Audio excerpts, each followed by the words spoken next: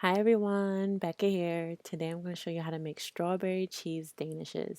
Let's get started. So for the strawberries, I'm using fresh strawberries and cutting them into slices. You can use strawberry jam if you want as well. For the fresh strawberries, just add sugar and mix them around and set them aside while you get the mixture ready. So for the mixture in the cheese danish, add cream cheese, powdered sugar, and I'm using a whisk. Of course, you can use a stand mixer or a hand mixer, electric hand mixer, and just mix that together until all the powdered sugar is nice and combined with the cream cheese. Then add a little bit of vanilla extract, and this is optional but highly recommended, lemon zest. And because my lemon is pretty big, so I'm only using about half of the lemon juice, and just mix that in together. So once you have that mixed in, get one egg and scramble that together in a bowl. Put half of the egg inside the mixture. You're going to use the egg later on, so don't get rid of that. And mix that in. If you want, you can also add about a teaspoon of cornstarch, which is optional. That would make it a little bit thicker. For the puff pastry, I'm using store-bought. I'm not making it myself, but the store-bought is good.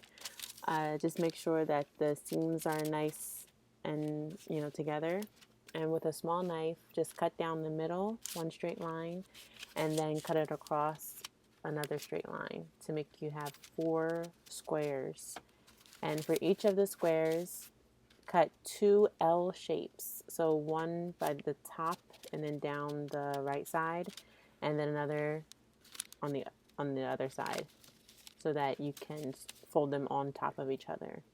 Then from the other half of the egg from earlier, add a little bit of water and spread that all top of the puff pastry. Then you can fold it over like this. And if it breaks a little bit, no problem, just squeeze it back together. It'll be fine. And once you're done with all of the puff pastry, put that into the oven to let it puff up.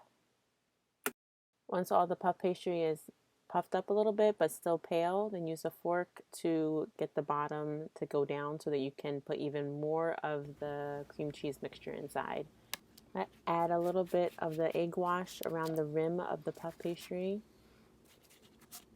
There should be just the right amount of egg left over for everything. So you'll, in total, you really just need the 1 egg.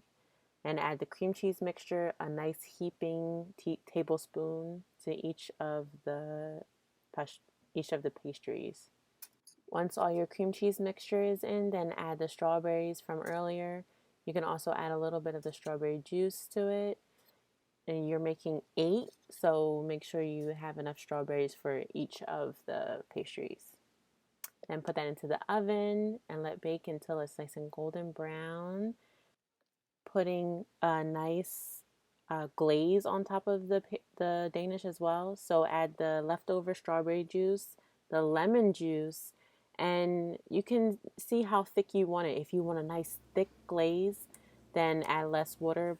If you want a lighter glaze like I'm doing, then add this much water. And make sure you just mix that in together well.